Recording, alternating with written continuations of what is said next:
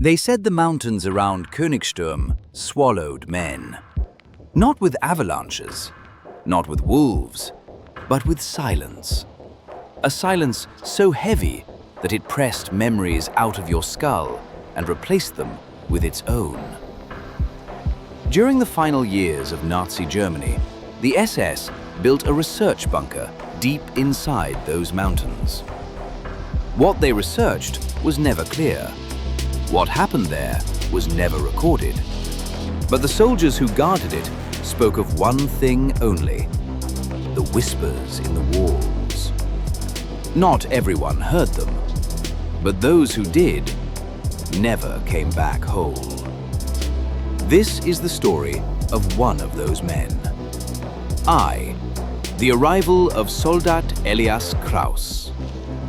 In 1944, Elias Krauss, a reluctant German radio operator, received sealed orders.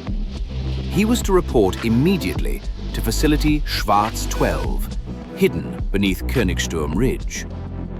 Officially, the facility did not exist. Its name never appeared on maps.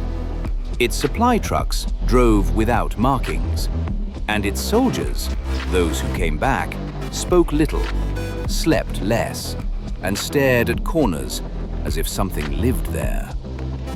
When Elias arrived, the officer at the gate refused to speak louder than a whisper.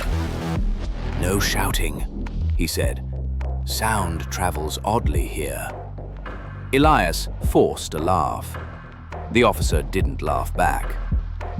As they walked inside the stone corridors, the air grew colder. Not mountain cold, basement cold, tomb cold.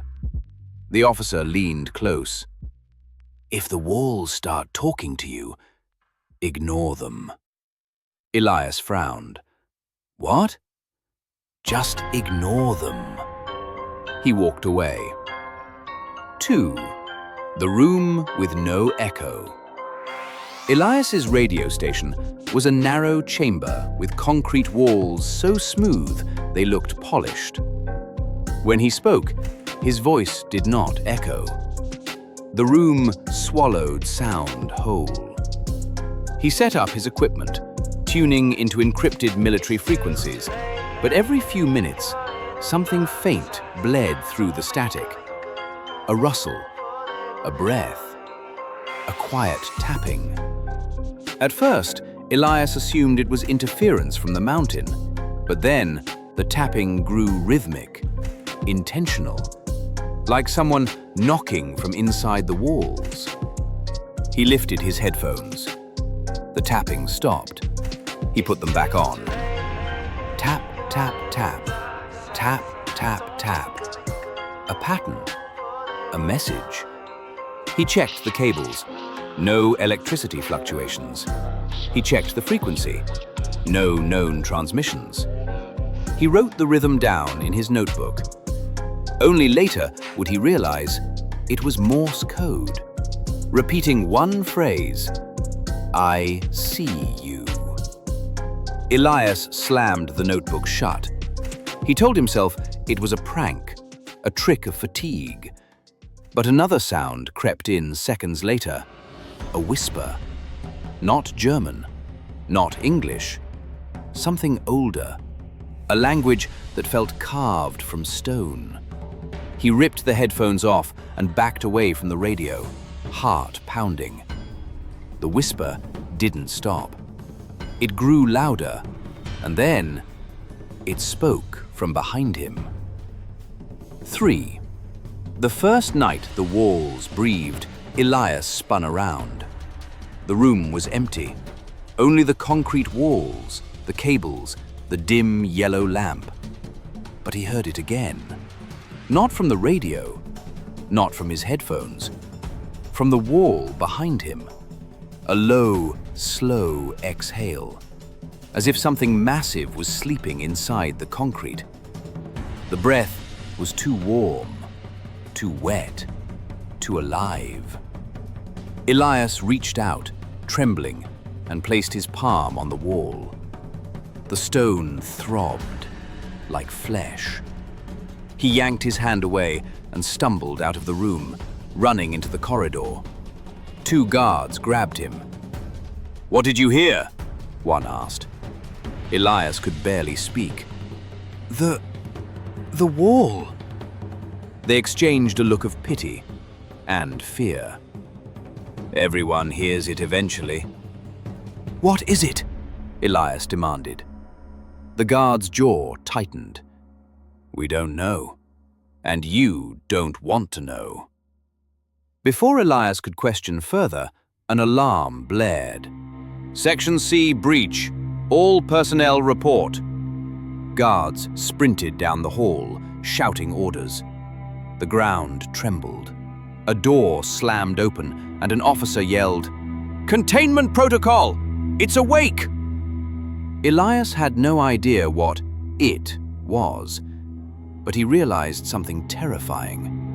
Whatever lived inside the mountain, the SS wasn't controlling it. They were trying to keep it asleep, and it was starting to wake up. "I last longer before what?" Elias asked. The general didn't answer. "You will report to the archive at midnight." 6. The archive that God forgot. The Black Archive was 50 meters underground. The moment Elias stepped inside, the temperature dropped instantly. The archive chamber had no shelves, no books, no documents, just walls carved with ancient symbols, glowing faintly, pulsing rhythmically, breathing. Elias's knees weakened. He felt something watching him. Not with eyes, with the entire mountain. A voice slithered across the stone. "Elias." He froze. Another whisper, near his left ear. "You hear us?" He shook his head. No, this isn't real." The symbols on the wall shifted again, this time forming a phrase. "Set us free." Elias stumbled back. "No, I can't. I don't even know what you are."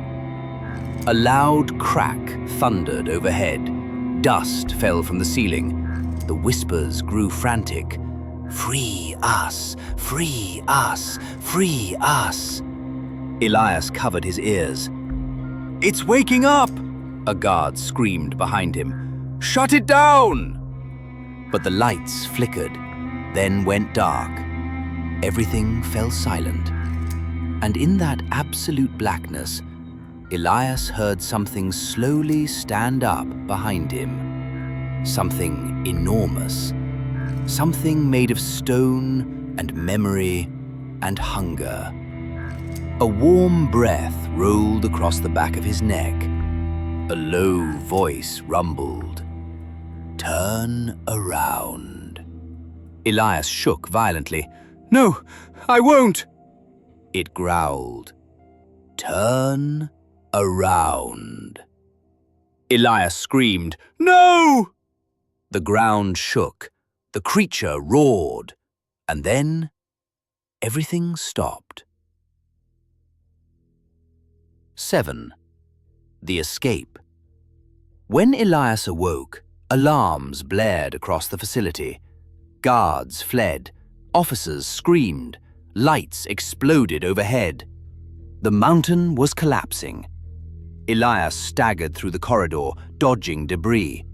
The archive chamber behind him glowed red, pulsing, alive. A whisper followed him up the stairs. "Elias, we are not finished." He ran until his lungs burned, past dead guards, past cracked walls, past Dieter's empty body. At the surface, snow fell violently. Trucks sped away, sirens wailed. Elias sprinted into the forest. The mountain behind him bulged, as if something enormous pushed against it from inside. He didn't stop running until he collapsed near a frozen stream kilometers away. The ground trembled. A final whisper curled through the air. "You heard us. You belong to us." Then silence. Cold, heavy, dead. Königsturm Ridge never opened again. The SS sealed the tunnels, exploded the entrances, burned the records. The official report: structural collapse, no survivors. But one man did survive, and he never returned. 8. Aftermath.